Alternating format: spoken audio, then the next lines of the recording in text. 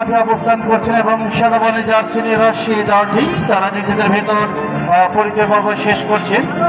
আমরা জানাবো দয়া কেউ মাঠে অবস্থান করবেন না ভাই, প্লিজ।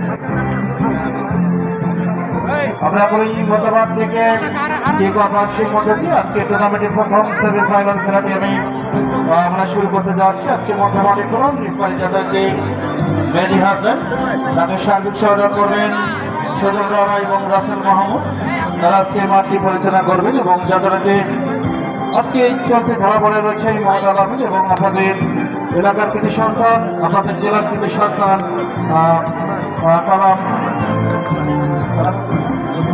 কামালউদ্দিন ভাইকে আমি প্রথমবারের মতন খেলার শুরুতে কথা বলার জন্য বিশেষ অনুরোধ জানাচ্ছি।